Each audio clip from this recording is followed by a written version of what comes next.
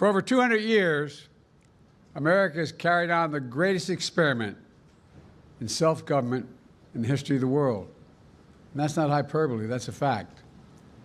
We're the people. The people vote and choose their own leaders, and they do it peacefully. And we're in a democracy. The will of the people always prevails. Yesterday, I spoke with President-elect Trump to congratulate him on his victory. And I assured him that I'd direct my entire administration to work with his team to ensure a peaceful and orderly transition. That's what the American people deserve. Yesterday, I also spoke with Vice President Harris. She's been a partner and a public servant. She ran an inspiring campaign, and everyone got to see something that I learned early on to respect so much, her character. She has a backbone like a ramrod. She has great character, true character. She gave her whole heart and effort, and she and her entire team should be proud of the campaign they ran.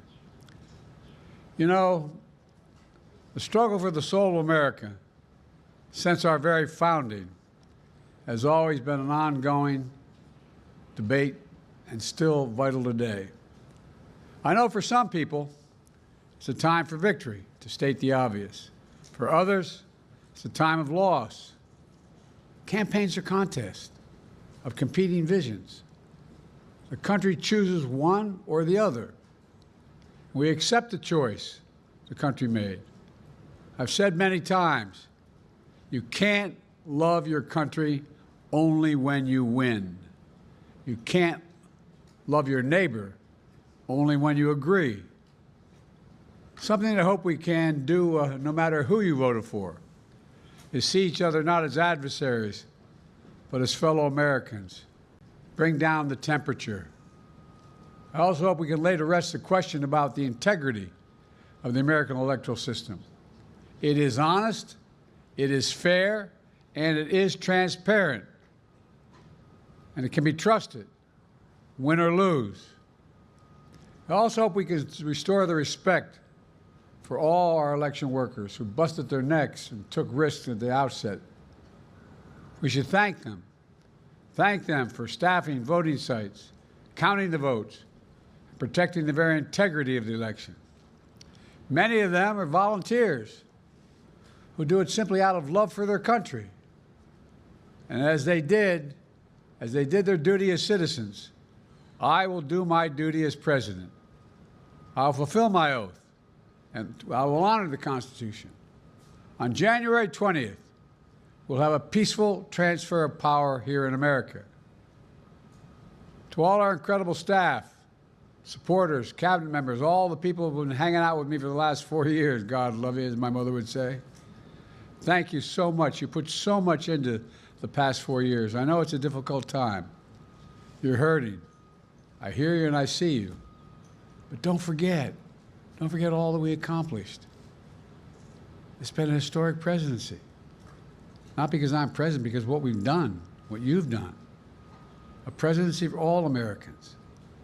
Much of the work we've done is already being felt by the American people, but the vast majority of it will not be felt over the next 10 years. We have legislation we passed that's just only now just really kicking in. We're going to see over $1 trillion worth of infrastructure work done, changing people's lives in rural communities and communities that are in real difficulty, because it takes time to get it done. And so much more it's going to take time, but it's there. The road ahead is clear, assuming we sustain it. There's so much we can get done and will get done based on the way the legislation was passed.